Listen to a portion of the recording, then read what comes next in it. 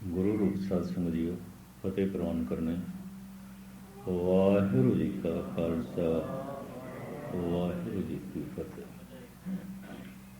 ਧਾਰਮਿਕ ਗਿਆਨ ਐਸਾ ਕਹਿੰਦਾ ਹੈ ਕਿ ਜੀਵਨ ਮਿਲਿਆ ਪਰਮ ਜੀਵਨ ਦੀ ਪ੍ਰਾਪਤੀ ਲਈ। ਪਰਮ ਜੀਵਨ ਇਸੇ ਜੀਵਨ ਵਿੱਚ ਇਸ ਤਰ੍ਹਾਂ ਛੁਪਿਆ ਹੋਇਆ ਹੈ ਜਿਸ ਤਰ੍ਹਾਂ ਕੋਈ ਦਰਖਤ ਤੇ ਫਲ ਬੀਜ ਦੇ ਅੰਦਰ ਛੁਪਿਆ ਹੋਇਆ ਹੈ। ਇੱਕ ਬਹੁਤ ਵੱਡਾ ਦਰਖਤ ਫਲਾਂ ਨਾਲ ਲਦਿਆ ਹੋਇਆ ਇੱਕ ਛੋਟੇ ਜਿਹੇ ਬੀਜ ਦੇ ਵਿੱਚ ਛੁਪਿਆ ਹੋਇਆ ਹੈ। ਬੀਜ ਟੁੱਟ ਕੇ ਮਿਟ ਕੇ ਫਲ ਬਣ ਸਕਦਾ ਹੈ, ਬ੍ਰਿਕਸ਼ ਬਣ ਸਕਦਾ ਹੈ।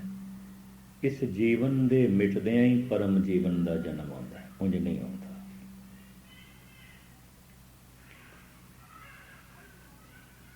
ਯਾਨੀ ਸਰੀਰ ਦੀ ਮੌਤ ਤੋਂ ਬਾਅਦ ਨਹੀਂ, ਸਰੀਰ ਤੋਂ ਸੁਰਤ ਉੱਚੀ ਉੱਠ ਜਾਂਦੀ ਹੈ, ਸਰੀਰ ਤੋਂ ਧਿਆਨ ਉੱਚਾ ਉੱਠ ਜਾਂਦਾ ਹੈ। ਜੈਸੇ ਇਸ ਸੰਬੰਧ ਵਿੱਚ ਜੋ ਧਾਰਮਿਕ ਖੋਜ ਹੈ, ਸਰੀਰ ਦੀ ਪੂਰੀ ਪੜਤਾਲ ਕਰਨ ਵਾਲੇ ਕਹਿੰਦੇ ਨੇ ਧਰਮ ਸਰੀਰ ਦੀ ਲੋੜ ਨਹੀਂ ਹੈ। ਕਿਧਰੇ ਵੀ ਨਹੀਂ ਦਿਖਾਈ ਦਿੰਦਾ ਕਿ ਇਹਨੂੰ ਧਰਮ ਦੀ ਲੋੜ ਹੈ। ਧਨ ਦੀ ਲੋੜ ਹੈ, ਭੋਜਨ ਦੀ ਲੋੜ ਹੈ, ਪਾਣੀ ਦੀ ਲੋੜ ਹੈ। ਪਾਣੀ ਤੋਂ ਬਿਨਾਂ ਇਹ ਜੀਵਨ ਨਹੀਂ ਰਹਿ ਸਕਦਾ, ਭੋਜਨ ਤੋਂ ਬਿਨਾਂ ਨਹੀਂ ਰਹਿ ਸਕਦਾ। ਚੋਟੀ ਦੇ ਸਾਇੰਟਿਸਟ ਵੀ ਕਹਿੰਦੇ ਨੇ ਚੰਗੀ ਤਰ੍ਹਾਂ ਪੜਚੋਲ ਕਰਕੇ ਦੇਖ ਲਿਆ, ਕਿਸੇ ਵੀ ਸਰੀਰ ਦੇ ਹਿੱਸੇ ਨੂੰ ਧਰਮ ਦੀ ਲੋੜ ਹੋਵੇ ऐसा नहीं दिखाई देता, ऐसा नहीं प्रतीत होता।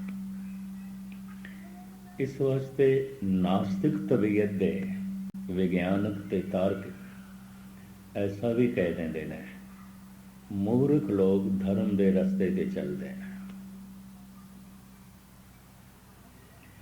ना समझ बंदे डरपोक मनुख, निराश मनुख परमात्मा दा दामन पकड़दे, जिन्हां दी अपनी शक्ति कोई कम नहीं कर सकी, गैबी शक्ति नूं पुकारदे ने।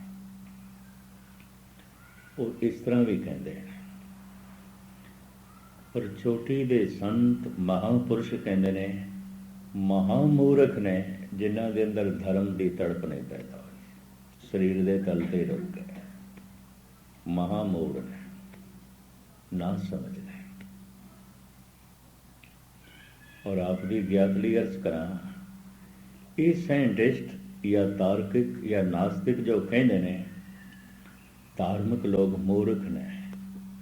धर्म का जन्म डर तो होया है, धर्म का जन्म निराशा तो होया है। धर्म का जन्म मनुख की अपनी शक्ति नाल कुछ खेड नहीं बनी जो कुछ चाहता सी, तो गैबी शक्ति ने पुकारता है, जबकि कोई गैबी शक्ति नहीं है। तो तार्किक, नास्तिक और चोटी दे साइंटिस्ट ऐसा कहते ने शरीर के अंदर किधरे धर्म की लोड़ होवे, जप की लोड़ होवे, सतसंग की लोड़ होवे, ऐसा नहीं दिखाई देता। पानी की लोड़ है, ये गुरुओं की बाणी की लोड़ नहीं है। भोजन की लोड़ है, भजन की लोड़ नहीं है। पदार्थों की लोड़ है, परमात्मा की लोड़ नहीं है। दावा बड़ा परवल करते हैं कि दिखाओ किधरे कि शरीर दे परमात्मा की भी लोड़ है, मनुख नूं नाम की भी लोड़ है, कहते पानी की लोड़ है। कहते असीं सिद्ध कर सकते हैं पानी ना मिले मनुख नहीं रह सकता।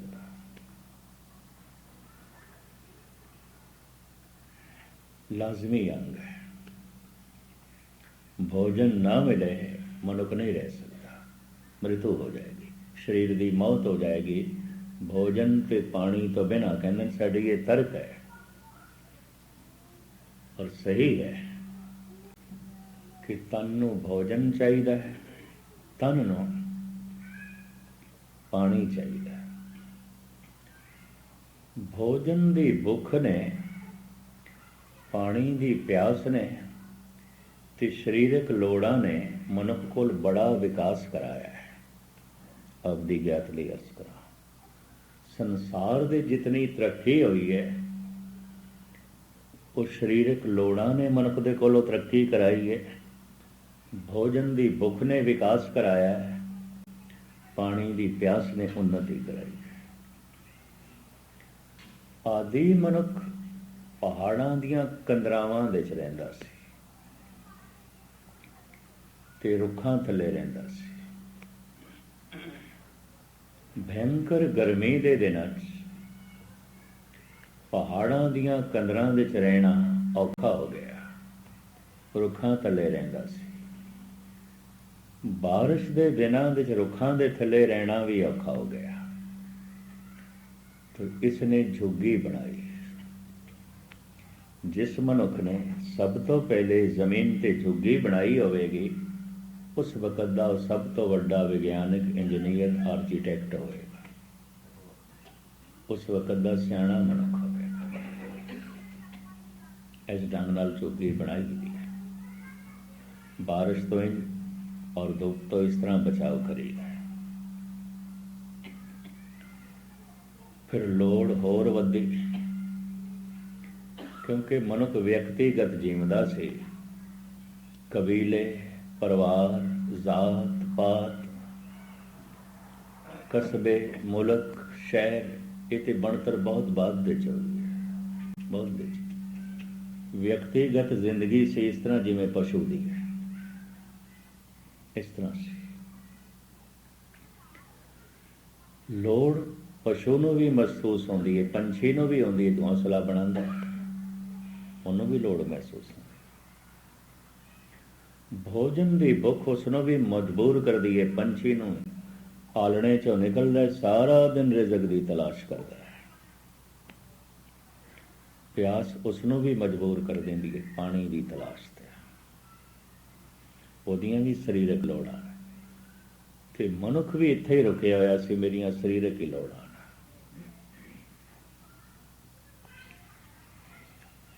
शरीरक लोड़ ने पहाड़ां की कंदरां चों इसनूं कढ़िया, क्योंकि गर्मी लगन लग पई, रुखां थल्ले आ गया। पर बारिश दे च रुख दे च बचाव करना औखा सी। जे सारी रात मींह पैंदा तो बारिश दरखत तो भी टपकन लग पैंदा सी पानी। फिर इसने झुग्गी बनाई, फिर इसने मिट्टी दे कोठे बनाए,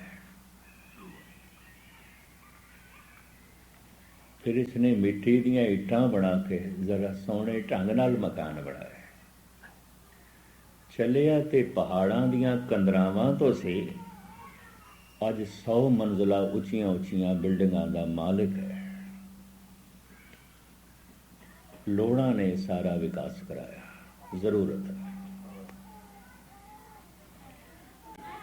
पहाड़ां दी कंदरां दे रुखां थले आदि मनुख नंगा ही रहिंदा सी, जैसे पशु। धन गुरु नानक देव जी महाराज कहते ने, विस्माद नांगे फिरे जंत। महाराज कहते मैं तो हैरान हो जाना, विस्माद हो जाना, नगनता दा बोध पशुओं नूं नहीं है। असीं नंगे हैं ऐसा ख्याल नहीं है उन्होंने, किसी भी पशु नूं नहीं है। समझ नहीं है। समझ दे नाल ही समाज का जन्म होंदा है, लज्जा का जन्म होंदा है, शर्मो हया का जन्म होंदा है। इस्लाम ऐसा कहता है, मनुखता का उस दिन जन्म होया, इंसानियत का उस दिन जन्म होया जिस दिन बाबे आदम नूं महसूस होया मैं नंगा, और उन्हें दरख्तां दे पत्तियां नाल अपना तन ढकिया। इस्लाम इंज कहता है। इंसानियत का जन्म, मनुखता का जन्म नगनता दे बोध तो होया। भारत दे आदि मनुख ने भी दरख्तां दे पत्तियां नाल, केले दे छिलके नाल, बोड़ दी छाल नाल अपना तन ढकिया। ਇਹਨਾਂ ਦੀ ਉਮਰ ਮਿਆਦ ਲੰਬੀ ਨਹੀਂ ਆਉਂਦੀ ਸੀ। ਪੱਤੇ ਸੁੱਕਦੇ ਸਨ, ਤਨ ਨੂੰ ਚੁਭਦੇ ਸਨ। ਫਿਰ ਪਸ਼ੂਆਂ ਦੀ ਖੱਲ ਨਾਲ ਇਸ ਨੇ ਆਪਣਾ ਤਨ ਢੱਕਿਆ। ਹਿਰਨ ਦੀ ਖੱਲ,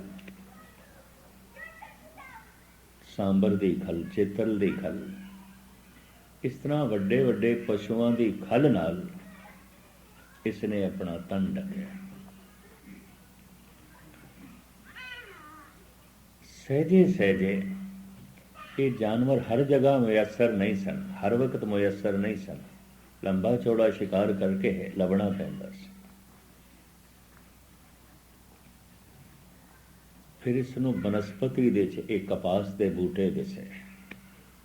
ਸਭ ਕੁਝ ਕੁਦਰਤ ਪ੍ਰਕਿਰਤੀ ਨੇ ਇਸ ਤਰ੍ਹਾਂ ਦਾ ਪੈਦਾ ਕੀਤਾ ਹੈ। ਕਿਹੜੀ ਕਿਹੜੀ ਚੀਜ਼ ਮਨੁੱਖ ਦੇ ਲੋੜ ਆ ਸਕਦੀ ਹੈ, ਉਹਦੀ ਖੇਤੀਬਾੜੀ ਹੋਣ ਲੱਗ ਪਈ।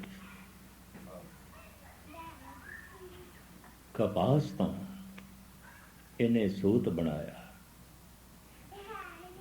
ਫਿਰ ਇਸਨੇ ਆਪਣਾ ਤਨ ਢੱਕਿਆ, ਖੱਦਰ ਦੇ ਕੱਪੜੇ।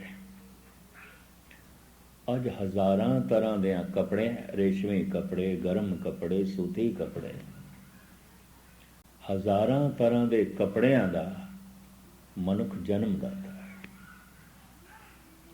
ਚੱਲਿਆ ਤੇ ਨੰਗਾ ਹੀ ਸੀ। ਇਸੇ ਤਰੀਕੇ ਦੇ ਨਾਲ ਜੰਗਲ ਦੇ ਫਲ ਫੁੱਲ ਹੀ ਇਸ ਦੀ ਖੁਰਾਕ ਸੀ। ਇਸ ਨਾਲ ਪੇਟ ਬਲਦਾ ਸੀ। ਫਲ ਹਰ ਵਕਤ ਦਰਖਤਾਂ ਤੇ ਨਹੀਂ ਆਉਂਦੇ ਸਨ, ਮੌਸਮ ਦੇ ਨਾਲ ਆਉਂਦੇ ਸਨ। ਫਿਰ ਜੰਗਲੀ ਜਾਨਵਰਾਂ ਨੂੰ ਮਾਰ ਕੇ ਕੱਚਾ ਮਾਸ ਖਾ ਕੇ ਆਪਣੀ ਉਪਜੀਵਕਾ ਚਲਾਉਂਦਾ ਸੀ। ਆਦਿ ਮਨੁੱਖ ਇਸ ਤਰ੍ਹਾਂ ਹੀ ਕਰਦਾ ਸੀ। ਅੱਜ ਹਜ਼ਾਰਾਂ ਤਰ੍ਹਾਂ ਦੇ ਪਕਵਾਨਾਂ ਦਾ, ਭੋਜਨ ਦਾ ਮਨੁੱਖ ਜਨਮ ਦਾਤਾ ਹੈ। ਦੂਰ ਕਿਉਂ ਜਾਓ, ਸੈਂਕੜੇ ਤਰ੍ਹਾਂ ਦੇ ਖਾਣੇ ਤੇ ਭਾਰਤ ਦੇ 'ਚ ਬੰਗਾਲੀਆਂ ਦਾ ਖਾਣਾ, ਸਾਊਥ ਇੰਡੀਅਨ ਖਾਣਾ ਜੋ ਕੰਨੜ, ਤਮਿਲ, ਕੇਰਲਾ ਦਾ, ਫਿਰ ਗੁਜਰਾਤੀਆਂ ਦਾ ਖਾਣਾ। ਗੁਜਰਾਤੀ ਤੇ ਸਾਗ ਸਬਜ਼ੀ 'ਚ ਵੀ ਗੁੜ ਪਾਉਂਦੇ ਨੇ, ਮਿੱਠਾ ਪਾਉਂਦੇ ਨੇ।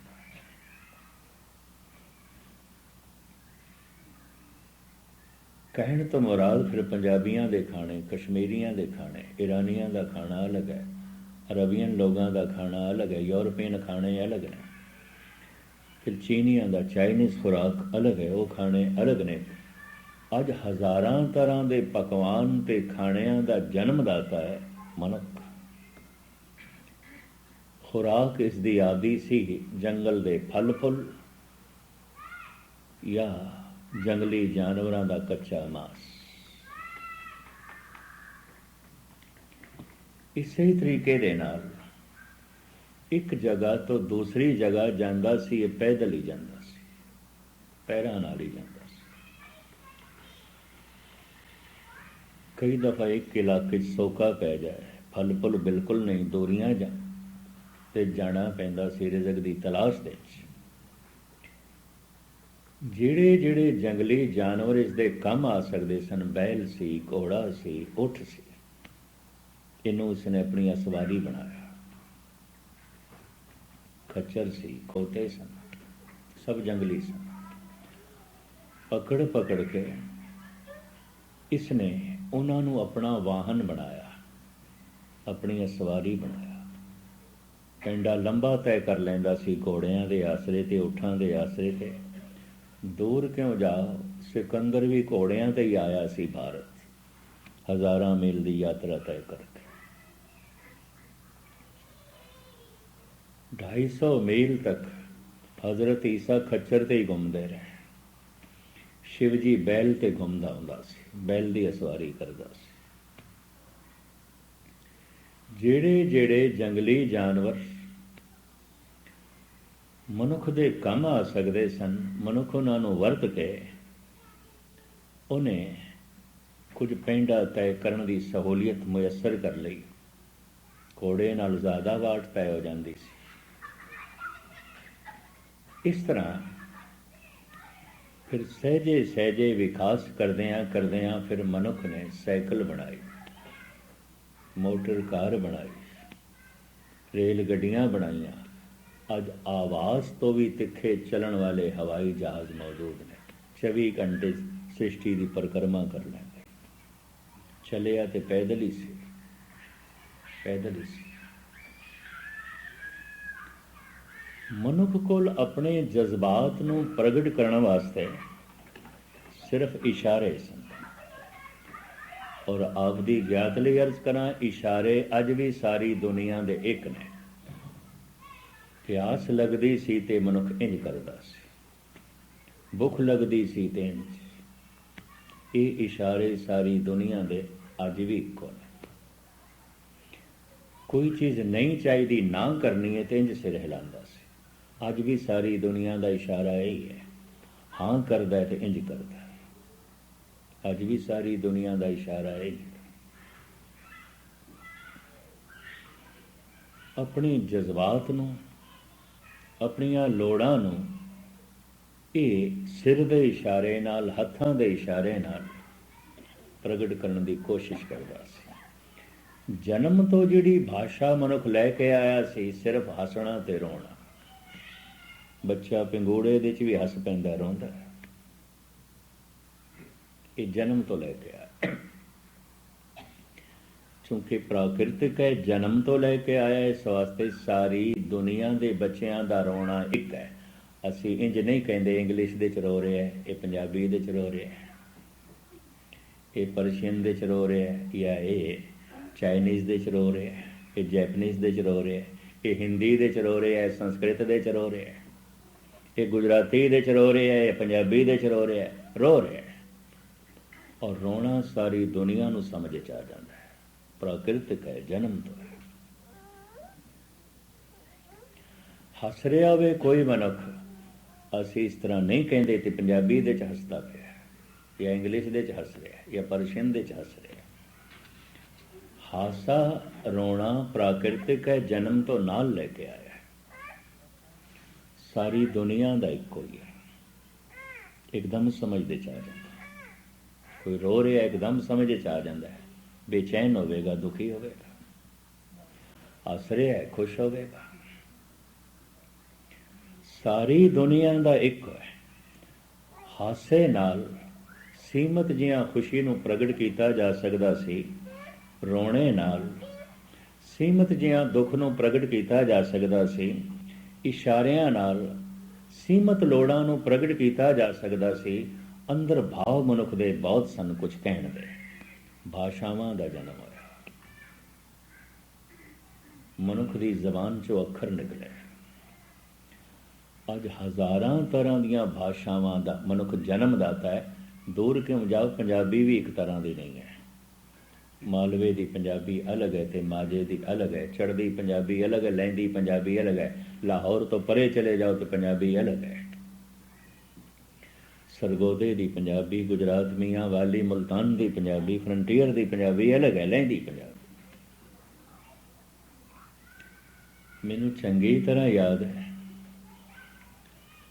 ਸ਼੍ਰੋਮਣੀ ਕਮੇਟੀ ਨੇ ਦਾਸ ਦੀ ਸੇਵਾ ਲਾਈ ਸੀ ਇੱਕ ਦਫਾ, ਧੰਨ ਗੁਰੂ ਨਾਨਕ ਦੇਵ ਜੀ ਮਹਾਰਾਜ ਦੇ ਪੁਰਬ 'ਤੇ ਨਨਕਾਣਾ ਸਾਹਿਬ। ਉੱਥੇ ਮੰਗ ਸੀ ਵੀ ਸਾਰਾ ਪ੍ਰੋਗਰਾਮ ਟੈਲੀਕਾਸਟ ਹੋਣਾ ਹੈ ਤੇ ਉਰਦੂ ਦੇ 'ਚ ਬੋਲਣਾ ਹੈ। ਦਾਸ ਉਰਦੂ ਦੇ 'ਚ ਉੱਥੇ ਕਥਾ ਕਰਦਾ ਰਿਹਾ, ਗੁਰਬਾਣੀ ਦੀ ਵਿਚਾਰ ਸਰਵਣ ਕਰਾਉਂਦਾ ਰਿਹਾ। ਗੁਰਪੁਰਬ ਵਾਲੇ ਦਿਨ ਸੰਗਤਾਂ ਦੀ ਵੀ ਮੰਗ ਵੀ ਪੰਜਾਬੀ 'ਚ ਹੀ ਬੋਲੀ। ਫਿਰ ਉਸ ਦਿਨ ਮੈਂ 3 ਹਾਜ਼ਰੀਆਂ ਭਰੀਆਂ ਪੰਜਾਬੀ ਵਿੱਚ। ਬਾਹਰ ਆ ਕੇ ਪਾਕਿਸਤਾਨੀ ਪੁੱਛਦੇ ਸਨ, ਤੁਸੀਂ ਪੰਜਾਬੀ 'ਚ ਬੋਲਦੇ ਤੇ ਕੋਈ ਸਾਡੀ ਸਮਝ 'ਚ ਆਉਂਦੀ। ਮੈਂ ਕਿਹਾ ਮੈਂ ਤੇ ਪੰਜਾਬੀ 'ਚ ਹੀ ਬੋਲਿਆ। ਕਹਿੰਦੇ ਇਹ ਕਿਹੜੀ ਪੰਜਾਬੀ ਹੈ, ਨਹੀਂ ਸਮਝ 'ਚ ਆਈ, ਪੂਰੀ ਗੱਲ ਨਹੀਂ ਸਮਝ 'ਚ। ਇੱਕ ਤਰ੍ਹਾਂ ਦੀ ਕੋਈ ਪੰਜਾਬੀ ਨਹੀਂ ਹੈ, ਇੱਕ ਤਰ੍ਹਾਂ ਦੀ ਇੰਗਲਿਸ਼ ਵੀ ਨਹੀਂ ਹੈ। ਮੇਰੇ ਨਾਲ ਸਰਦਾਰ ਲੋ ਸਿੰਘ, ਇੰਗਲੈਂਡ ਦਾ ਇੱਕ ਅੰਗਰੇਜ਼ ਸੱਜਿਆ ਹੋਇਆ ਸਿੰਘ ਹੈ। 2-1 ਮਹੀਨੇ ਇੰਡੀਆ ਨਾਲ ਭਰਮਣ ਕਰਦਾ ਹੈ, ਕਦੀ ਕਦੀ ਵਿਦੇਸ਼ਾਂ 'ਚ ਵੀ ਆਉਂਦਾ ਹੈ। ਇੱਕ ਦਫਾ ਕੈਨੇਡਾ ਨਾਲ ਆਇਆ। ਉੱਥੋਂ ਦੇ ਲੋਕ ਹੀ ਪੁੱਛਦੇ ਸਨ ਕਿਹੜੀ ਇੰਗਲਿਸ਼ ਬੋਲਦਾ ਹੈ। ਮੈਂ ਕਿਹਾ ਹੱਦ ਹੋ ਗਈ, ਬੱਚੇ ਨਹੀਂ ਸਮਝਦੇ ਸਨ। ਉਚਾਰਨ ਅਲੱਗ ਅਲੱਗ ਹੋ ਜਾਂਦਾ ਹੈ, ਅਲੱਗ ਅਲੱਗ। ਇੱਕ ਤਰ੍ਹਾਂ ਦੀ ਹਿੰਦੀ ਵੀ ਨਹੀਂ ਹੈ। ਬਿਹਾਰੀ ਹਿੰਦੀ ਅਲੱਗ ਹੈ, ਯੂਪੀ ਦੀ ਹਿੰਦੀ ਅਲੱਗ ਹੈ, ਰਾਜਸਥਾਨ ਦੀ ਅਲੱਗ ਹੈ, ਮੱਧੇ ਭਾਰਤ ਦੀ ਅਲੱਗ ਹੈ। ਅੱਜ ਮਨੁੱਖ ਹਜ਼ਾਰਾਂ ਤਰ੍ਹਾਂ ਦੀਆਂ ਭਾਸ਼ਾਵਾਂ ਦਾ ਜਨਮਦਾਤਾ ਹੈ। ਚਾਈਨੀਜ਼ ਵੀ ਇੱਕ ਤਰ੍ਹਾਂ ਦੀ ਨਹੀਂ ਹੈ, ਇਹ ਵੀ ਮੈਂ ਅਰਜ਼ ਕਰਦਾ। ਪੁਰਾਣੇ ਬਜ਼ੁਰਗ ਤੇ ਕਹਿੰਦੇ ਸਨ, ਪਰ ਦਰਿਆ ਪਾਰ ਕਰੀਏ ਤੇ ਬੋਲੀ ਬਦਲ ਜਾਂਦੀ ਹੈ, ਇੰਝ ਕਹਿੰਦੇ ਹੁੰਦੇ ਸੀ। 20 ਕੋਹਾਂ ਤੇ ਬੋਲੀ ਬਦਲ ਜਾਂਦੀ ਹੈ। ਅੰਦਰੂਨੀ ਜਜ਼ਬਾਤ ਨੂੰ ਪ੍ਰਗਟ ਕਰਨ ਵਾਸਤੇ ਅਨੰਤ ਭਾਸ਼ਾਵਾਂ ਦਾ ਜਨਮ ਹੋਇਆ। ਭਾਸ਼ਾ ਦਾ ਜਨਮ ਹੋਇਆ, ਲੋੜਾਂ ਦਾ ਵਿਕਾਸ ਹੋਇਆ, ਮਨੁੱਖ ਵਿਕਸਿਤ ਹੁੰਦਾ ਗਿਆ। ਵਿਕਾਸ ਦੇ ਨਾਲ ਖਤਰੇ ਵੀ ਵੱਧ ਗਏ। ਮਨੁੱਖ ਦਾ ਲੋਭ ਛੀਨਾ ਝਪਟੀ ਕਰਾ ਦਿੰਦਾ ਸੀ। ਮਨੁੱਖ ਦਾ ਹੰਕਾਰ ਜ਼ੁਲਮ ਕਰਾ ਦਿੰਦਾ ਸੀ। ਮਨੁੱਖ ਦੀ ਸੀਮਾ ਤੋਂ ਵਧੀ ਹੋਈ ਵਾਸ਼ਨਾ ਕਿਸੇ ਦੀ ਇੱਜ਼ਤ ਲੁੱਟ ਲੈਂਦੀ ਸੀ। ਪਹਿਲੇ ਮਨੁੱਖ ਜੇ ਕਿਧਰੇ ਲੜ ਪਏ ਤੇ ਨਾਖੁਨ ਬਸ ਇਹੀ ਹਥਿਆਰ ਸਨ, ਜਾਂ ਕੱਟ ਲੈਂਦਾ ਸੀ ਜਾਂ ਨਾਖੁਨ ਚਬਾਉਂਦਾ ਸੀ। ਪਸ਼ੂਆਂ ਕੋਲੋਂ, ਜੰਗਲੀ ਜਾਨਵਰਾਂ ਕੋਲੋਂ ਉਸ ਵਕਤ ਮਨੁੱਖ ਇਸ ਵਾਸਤੇ ਡਰਦਾ ਸੀ ਤੇ ਹਾਰ ਗਿਆ ਸੀ, ਉਹਨਾਂ ਦੇ ਨਾਖੁਨਾਂ ਦੇ ਮੁਕਾਬਲੇ 'ਚ ਇਸ ਦੇ ਨਾਖੁਨ ਕਮਜ਼ੋਰ ਸਨ। ਉਹਨਾਂ ਦੇ ਦੰਦਾਂ ਦੇ ਸਾਹਮਣੇ ਮਨੁੱਖ ਦੇ ਦੰਦ ਕਮਜ਼ੋਰ ਸਨ। ਹੱਥ ਦੇ 'ਚ ਲਾਠੀ ਆਈ, ਲਾਠੀ ਨਾਲ ਲੋਹੇ ਦੀ ਕਿੱਲ ਜੁੜੀ, ਬਰਛਾ ਬਣਿਆ। ਤਲਵਾਰ ਆਈ, ਸਹਿਜੇ ਸਹਿਜੇ ਬੰਦੂਕ ਆਈ। ਭਾਰਤ ਹਾਰ ਗਿਆ ਬਾਬਰ ਤੋਂ, ਕਿਉਂਕਿ ਉਹ ਤੋਪ ਲੈ ਆਇਆ ਸੀ। ਤੋਪ ਨਾਲ ਉਡਾਈ ਗਿਆ, ਭਾਵੇਂ ਇੱਕ ਮਾਮੂਲੀ ਜਿਹਾ ਤੋਪ ਸੀ, ਛੋਟੀ ਤੋਪ ਆਈ। ਫਿਰ ਟੈਂਕ ਆਏ, ਫਿਰ ਤਰ੍ਹਾਂ ਤਰ੍ਹਾਂ ਦੇ ਖਤਰਨਾਕ ਹਥਿਆਰ ਆਉਂਦੇ ਆਉਂਦੇ ਐਟਮ ਬੰਬ ਆਇਆ, ਹਾਈਡਰੋਜਨ ਬੰਬ ਆਇਆ। ਮਨੁੱਖ ਦਾ ਖਤਰਾ ਜਿਤਨਾ ਵੱਧਦਾ ਗਿਆ, ਉਤਨੇ ਖਤਰਨਾਕ ਹਥਿਆਰ ਪੈਦਾ ਹੁੰਦੇ ਗਏ। ਚੱਲਿਆ ਤੇ ਨਾਖੁਨਾਂ ਤੋਂ ਸੀ, ਚੱਲਿਆ ਤੇ ਦੰਦਾਂ ਤੋਂ ਸੀ, ਅੱਜ ਹਾਈਡਰੋਜਨ ਬੰਬ ਤੋਂ ਵੀ ਅੱਗੇ ਲੰਘ ਗਏ। ਇਸੇ ਤਰੀਕੇ ਦੇ ਨਾਲ ਗੌਰ ਨਾਲ ਦੇਖੀਏ, ਮਨੁੱਖ ਦੇ ਅੰਦਰ ਖਿਆਲ ਆਇਆ, ਜੋ ਮੈਂ ਸਮਝਿਆ, ਜੋ ਮੈਂ ਜਾਣਿਆ, ਕੱਲਿਆਂ ਮੈਂ ਜਾਣਿਆ, ਬਾਕੀਆਂ ਨੂੰ ਨਹੀਂ ਪਤਾ, ਔਰ ਮੇਰੀ ਜਾਣਕਾਰੀ ਬਹੁਤ ਲੰਬੇ ਸਮੇਂ ਤੱਕ ਰਵੇ। ਇੱਥੋਂ ਲਿਖਣ ਦੀ ਸ਼ੈਲੀ ਦਾ ਜਨਮ ਹੋਇਆ, ਅੱਖਰ ਬਣੇ ਨੇ। ਪਹਿਲੇ ਕੁਛ ਮਨੁੱਖ ਪੱਥਰਾਂ ਤੇ ਲਿਖਦੇ ਰਹੇ ਨੇ। ਭਾਰਤ ਵਿੱਚ ਭੋਜ ਪੱਥਰਾਂ ਤੇ ਲਿਖਦੇ ਰਹੇ ਨੇ। ਭੋਜ ਪੱਥਰਾਂ ਦੇ ਉੱਤੇ ਲਿਖੇ ਹੋਏ ਵੇਦ, ਉਪਨਿਸ਼ਦਾਂ ਅੱਜ ਵੀ ਤੁਸੀਂ ਲਖਨਊ ਮਿਊਜ਼ੀਅਮ ਦੇ ਵਿੱਚ, ਦਿੱਲੀ ਵਿੱਚ ਦੇਖ ਸਕਦੇ ਹੋ। ਭੋਜ ਪੱਤਰ ਦੀ ਉਮਰ ਕਾਗਜ਼ ਤੋਂ ਬਹੁਤ ਜ਼ਿਆਦਾ ਹੈ, ਬਹੁਤ ਜ਼ਿਆਦਾ। ਇਹ ਬਦਰੀ ਨਾਰਾਇਣ ਦੇ ਇਲਾਕੇ 'ਚ ਹਿਮਾਲਿਆ ਦੀਆਂ ਉੱਚੀਆਂ ਚੋਟੀਆਂ ਦੇ ਉੱਤੇ ਇੱਕ ਛੋਟਾ ਜਿਹਾ ਬੂਟਾ ਹੁੰਦਾ ਹੈ, ਲੰਬੇ ਲੰਬੇ ਉਸਨੂੰ ਪੱਤੇ ਲੱਗਦੇ ਨੇ, ਕਾਗਜ਼ ਦੀ ਤਰ੍ਹਾਂ। ਔਰ ਉਮਰ ਉਸਦੀ ਇਤਨੀ ਲੰਬੀ ਹੈ, 3-3 ਹਜ਼ਾਰ ਸਾਲ ਤੱਕ ਉਹ ਪੱਤਾ ਖਰਾਬ ਨਹੀਂ ਹੁੰਦਾ। ਕੁਦਰਤ ਨੇ ਇਤਨੀ ਲੰਬੀ ਉਮਰ ਉਸਦੀ ਪਾਈ। ਮਨੁੱਖ ਨੇ ਉਸ ਤੋਂ ਕਾਗਜ਼ਾਂ ਦਾ ਕੰਮ ਲਿਆ। ਅੱਜ ਕੱਲ੍ਹ ਉਸ ਪਾਸੇ ਜਿਹੜੇ ਸਾਧੂ ਉੱਤਰਾਖੰਡ ਦੇ 'ਚ ਰਹਿ ਜਾਂਦੇ ਨੇ, ਜਦ ਬਰਫਾਂ ਪੈਣੀਆਂ ਸ਼ੁਰੂ ਹੋ ਜਾਂਦੀਆਂ ਨੇ, ਉਹਨਾਂ ਸੁੱਕੇ ਪੱਤਿਆਂ ਨੂੰ ਤੇ ਭੋਜ ਪੱਤਰ ਦੇ ਦਰਖਤ ਨੂੰ, ਟਹਿਣੀਆਂ ਨੂੰ ਜਲਾਉਣ ਲੱਗ ਪਏ ਸਨ। यूपी गवर्नमेंट ਨੂੰ ਕਾਨੂੰਨ ਬਣਾਉਣਾ ਪਿਆ, 6 ਮਹੀਨੇ ਦੀ ਸਜ਼ਾ ਰੱਖਣੀ ਪਈ ਜੋ ਆਇੰਦਾ ਕੋਈ ਤੋੜੇਗਾ ਜਾਂ ਜਲਾਏਗਾ, ਕਿਉਂਕਿ ਨਸਲ ਹੀ ਖਤਮ ਹੋ ਰਹੀ ਸੀ। ਮਨੁੱਖ ਨੇ ਲਿਖਿਆ ਪੱਥਰਾਂ ਤੇ, ਭੋਜ ਪੱਥਰਾਂ ਤੇ। ਫਿਰ ਇਸ ਨੇ ਹੱਥਾਂ ਨਾਲ ਕਾਗਜ਼ ਬਣਾਇਆ, ਤਾੜੀ ਦੇ ਦਰਖਤ ਦਾ ਮੋਟਾ ਕਾਗਜ਼। ਪਹਿਲੀ ਧੰਨ ਗੁਰੂ ਗ੍ਰੰਥ ਸਾਹਿਬ ਜੀ ਮਹਾਰਾਜ ਦੀ ਭੀੜ ਵੀ ਉਸੇ ਹੀ ਮੋਟੇ ਕਾਗਜ਼ ਤੇ ਲਿਖੀ ਗਈ ਹੈ। अजकल धीर मलियां खोले करतारपुर साहब दे च है, जिहड़ी पहली भीड़ रामसर दे तैयार कराई धन गुरु अर्जन देव जी महाराज। ओदा वजन इतना है 4 आदमी प्रकाश कर सकते हैं, कला नहीं कर सकता। वजन बहुत ज़्यादा, बहुत वड्डी भीड़ और बड़ा मोटा कागज़ है। अज हज़ारां तरह के कागज़ां दा ते छापियां दा मनुख जन्मदाता है, वधिया तो वधिया कागज़ दा ते प्रिंटिंग प्रैस छापे खानियां दा मनुख जन्मदाता है। चलिया किसी भोज पत्थरां तो या पत्थरां तो। जिंदगी दे हर शोबे दे जिहड़ा विकास होया है, मनुख दी लोड़ ने कराया है, भुख ने कराया है, प्यास ने कराया है। कोई इंजीनियर है, कोई डॉक्टर है, कोई लॉयर है, कोई चोटी का साइंटिस्ट है, विज्ञानक है। अगर देखोगे ये पिछे 2 रोटियां नहीं धक्का मारिया तो सब कुछ कराया। रोटी भजंदी रही है। भोजन की भुख ने मनुख नूं इंजीनियर बना दिता, किसी ने डॉक्टर बना दिता। पदार्थां की लोड़ ने किसी नूं तगड़ा व्यापारी बना दिता, बिजनेसमैन बना दिता, किसी नूं बहुत वड्डा जमींदार बना दिता है। पदार्थां की लोड़, भोजन की भुख, पानी की प्यास, ये सारा विकास भोजन का है। जितना तुसी देखते हो, इन्हां ही पदार्थां की लोड़ ने रेलां, मोटरां, गड्डियां, सड़कां, हवाई जहाज़ां नूं जन्म दिता। मनुख की लोड़ां का विकास, पदार्थां की लोड़, भोजन की भुख ने ये सारा मनुख दे कोल विकास कराया है। जितना बाहर का विकास है, इसका मूल आधार अन्न पानी है। बस ये महसूस करना है, भोजन है। जितना भी विकास है, कोई टीचर है, कोई प्रोफेसर है, कोई दार्शनिक है, कोई साइंटिस्ट है, कोई इंजीनियर है, कोई डॉक्टर है, कोई व्यापारी है, कोई बहुत बड़ा जमींदार है, कुछ भी होवे, खेड सारी भोजन दी और कुछ भी नहीं, और कुछ भी नहीं। ये सारा विकास भोजन ने कराया, सारी उन्नति भोजन ने कराई है।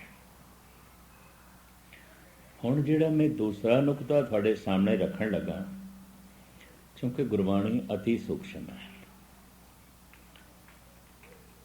परमात्मा प्रभु का नाम प्राकृतिक लोड़ नहीं है। साइंटिस्ट ठीक कहते हैं, कहते शरीर की पड़चोल करके असी देख लिया है, कोई नाम की लोड़ नहीं, कोई राम राम जपण की लोड़ नहीं, कोई अल्लाहू अल्लाहू करन की लोड़ नहीं, कोई वाहिगुरू वाहिगुरू करन की लोड़ नहीं।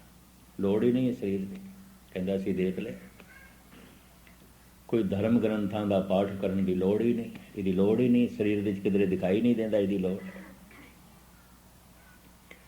बड़े ध्यान नाल सुनना। पदार्थ प्राकृतिक लोड़ है। जन्म तो भोजन की भुख है, जन्म तो भजन की भुख नहीं है, नहीं है। जन्म तो पानी की प्यास है, जन्म तो गुरबाणी की प्यास नहीं है, नहीं है। और सारी जिंदगी भी मनुख गुरबाणी की प्यास तो बिना रह सकता है, बथेरी दुनिया रह रही है। सारी जिंदगी भी मनुख भजन तो बिना रह सकता है, दूर क्यों जाओ 90% दुनिया रह रही है। मंदिर मस्जिद गुरुद्वारे जो आउंदे ने सारी दुनिया 10% तो ज्यादा नहीं ने, ये भी महसूस करते रह रहे हैं। इस तो तर्क नूं बड़ा प्रबल बल मिल जाता है। भोजन की लोड़ है, भजन की नहीं। पानी की लोड़ है, गुरबाणी की लोड़ नहीं। पदार्थों की लोड़ है, परमात्मा की नहीं। ये वक्त जाया भी ना करिए। फ्राइड जैसे एक साइंटिस्ट ने, मनोचिंतक ने, डॉक्टर सी जर्मनी का बड़ा प्रसिद्ध, वो ते कहते ने भारत दे संत गलत कहते ने मन दे च राम है, कहता कथा ही नहीं मन दे च काम है। बिल्कुल गलत कहते हैं। मन विच सबर संतोख है रब्बी गुण है, कहता कतई नहीं, सवाए लोभ तो होर कुछ भी नहीं। मन विच रब्बी गुण ने, कहता कतई नहीं, सवाए हंकार तो ईगो तो इलावा और कुछ भी नहीं है। यही कुछ है। बड़ा वड्डा मनोविग्यानक सी, और शायद आपनों पता होवे जर्मन भाषा विच मन के संबंधी जिहड़ी इसने किताब लिखी, उसका हिंदी अनुवाद होया भारत विच, फ्राइड मनोविश्लेषण। मन दियां 10 हालतां धन गुरु नानक देव जी महाराज ने माज राग विच बयान कीतियां ने। मन दियां इंज कह लो 3 हालतां चो लंघदा है, बचपन जवानी बुढ़ेपा, बाल जवानी और बिरध पुन, 3 अवस्था जान, कहु नानक हर भजन बिन, बिरथा सब ही मान। गुरु नानक मन दियां हालतां 10 लिखदा है। हो सकिया तो किसी वक्त तुहाडे सामने रखांगा। फ्राइड ने 8 लिखियां ने, और जिहड़ियां 8 लिखियां ने गुरु नानक नाल मेल खांदियां ने। हैरानगी। फ्राइड मनोविश्लेषण ਉਹਦੇ ਜਿਹੜੀਆਂ ਮਨ ਦੀਆਂ 8 ਅਵਸਥਾਵਾਂ ਉਹ ਬਿਆਨ ਕਰਦਾ ਹੈ, ਗੁਰੂ ਨਾਨਕ ਦੇ ਮਾਝ ਰਾਗ ਦੇ ਸ਼ਬਦ ਨਾਲ ਮੇਲ ਖਾਂਦੀਆਂ, ਜਿਹਦੇ ਸਤਿਗੁਰੂ ਨੇ 10 ਅਵਸਥਾ ਬਿਆਨ ਕੀਤੀਆਂ। ਇੱਕ ਦਫਾ ਦੋਹਾਂ ਦਾ ਇਹ ਵਿਚਾਰ ਫਰਾਇਡ ਦਾ ਤੇ ਮਾਝ ਰਾਗ ਦੇ ਸ਼ਬਦ ਦਾ ਮੈਂ ਜੰਮੂ ਸ਼੍ਰੀ ਗੁਰੂ ਸਿੰਘ ਸਭਾ ਵਿੱਚ ਸੁਣਾ ਰਿਹਾ ਸੀ। ਬਹੁਤ ਪੁਰਾਣੀ ਗੱਲ ਹੈ, ਅੰਦਾਜ਼ਨ 25-30 ਸਾਲ ਪੁਰਾਣੀ। मैं इस तरह कह, देखो जो कुछ गुरु नानक ने 500 साल पहले आख्या है, इसे ही सदी का हो गुजरिया एक महान डॉक्टर मनोचिंतक इस विचार नाल सहमत है। बाद विच कथा की समाप्ति तो बाद मेरे कमरे विच एक रिटायर्ड फौजी आ गया, करनल सी रिटायर्ड। विश्व युद्ध के समय वो किधरे लड़ाई के समय जर्मन आया। मैनू कहने लगे, ज्ञानी जी फ्राइड गुरु नानक नाल सहमत है, ऐसा नहीं कहना चाहिए। फ्राइड ने ख्याल ही गुरु नानक तो लिया, उसका अपना नहीं है। मैं कहो किस तरह? कहने लगे, जर्मन दे डॉक्टर ट्रंप होया है, फ्राइड के समय होया है, उन्हें गुरु ग्रंथ साहब का टीका किया है, लेकिन सिर्फ माझ राग तक कर सके, अगों की डेथ हो गई, रहा नहीं, शरीर ने साथ नहीं दिता, रह गया। जर्मन भाषा कहता मेरे देखने विच आया सी जर्मनी, जर्मन लोगों को मैं वो सुना, हैरान होया। डॉक्टर ट्रंप ने मेहनत की। मन दियां ये हालतां डॉक्टर ट्रंप के टीके तो फ्राइड ने लिया। ऐसा कहना ही नहीं चाहिए। फ्राइड गुरु नानक नाल सहमत है, नहीं, फ्राइड ने गुरु नानक की नकल की, उतों ही लेने ख्याल विचार ले ही उतों ने। लेकिन एक ख्याल उसका अपना कह सकते हैं, बड़ा प्रबल। वो कहता है भारत के सारे संत ते अवतार गलत कहते हैं। मन विच प्रार्थना है, कहता नहीं वासना है। मन विच राम है, कहता कतई नहीं काम है। मन विच रब्बी गुण ने, कहता बिल्कुल नहीं, ईगो है, हंकार है, बड़ा प्रबल हंकार। मन विच सबर संतोख है, कहता एवें किलेबाजियां ने, फिजूल ख्याल ने, फिजूल। मन विच सिवाए लोभ तो होर कुछ भी नहीं। क्योंकि पागलों का इलाज करता सी, सीमा तो वधिया होया हंकार मनुख नूं पागल कर देंदा है। सीमा तो वधिया होया लोभ मनुख नूं पागल कर देंदा है। गुरबाणी भी कहती है, ज्यों कू कर हर काया तावे दे दिस जाए, लोभी जंत न जाने भाखा बख सब खाए। लोभी मनुख सिर्फ पागल मनुख ही नहीं है, पागल कुत्ते की तरह है। सतगुरु की बाणी, पागल कुत्ता जिन्हें पालिया होवे ना, अपने मालिक नूं भी वड्डण लग पैंदा। लोभ सीमा तो जिसका वध गया, भरा नूं भी धोखा देगा, प्यो नूं भी धोखा देगा।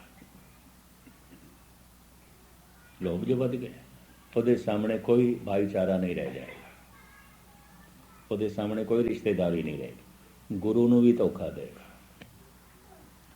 ਇਤਨੇ ਕਿਤਨੇ ਲੋਕ ਮੰਦਰਾਂ ਦੀ ਗੋਲਕ ਔਰ ਗੁਰਦੁਆਰਿਆਂ ਦੀ ਗੋਲਕ ਦਾ ਗਲਤ ਇਸਤੇਮਾਲ ਕਰ ਲੈਂਦੇ ਨੇ, ਗਲਤ ਕੀ ਖਾਈ ਜਾਂਦੇ ਨੇ, ਜੋ ਸਿਰਫ ਧਰਮ ਪ੍ਰਚਾਰ ਵਾਸਤੇ, ਗੁਰੂ ਨੂੰ ਵੀ ਧੋਖਾ ਦਿੰਦੇ, ਪਰਮਾਤਮਾ ਨੂੰ ਵੀ ਧੋਖਾ ਦੇਣ ਦੀ ਕੋਸ਼ਿਸ਼ ਕਰਦੇ। ਇਹ ਬਿਰਤੀ ਉਹਨਾਂ ਦੀ ਬਣਦੀ ਹੈ ਵਧੇ ਹੋਏ ਲੋਭ ਤੋਂ।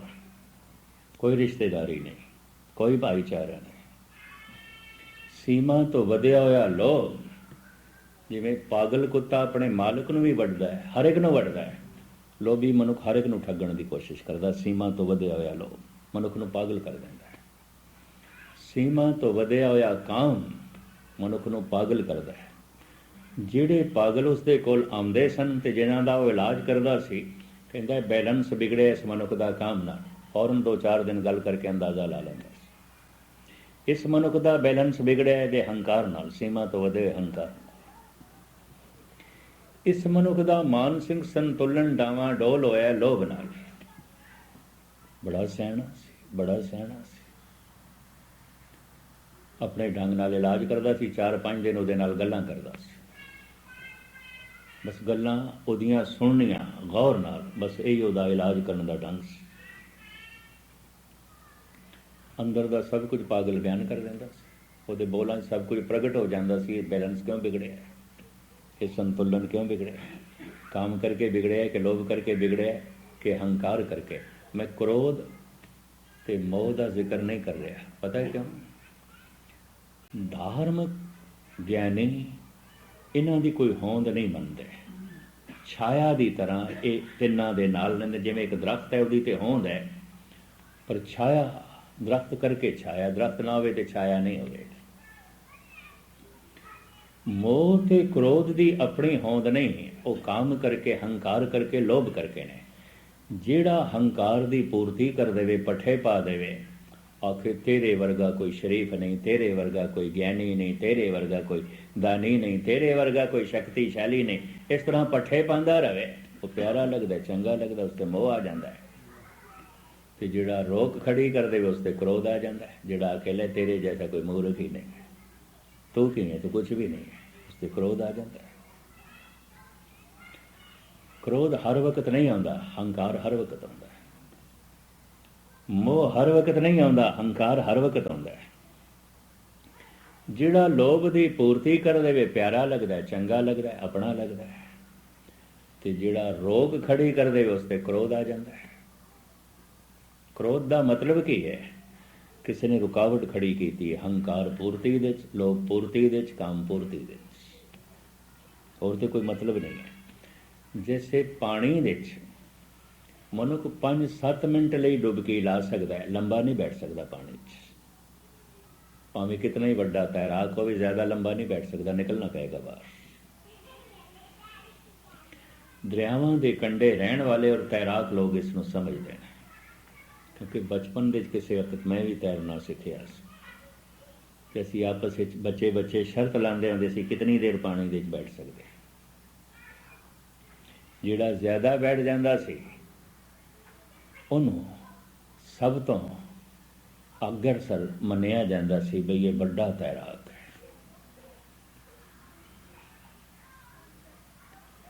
लेकिन कितना भी बड़ा तैराक होवे और पानी विच रहने वाला होवे 7-8 मिनट तो ज्यादा नहीं रह सकता। क्रोध 2-4 मिनट, 7-8 मिनट इतना ही रहेगा, ज्यादा नहीं।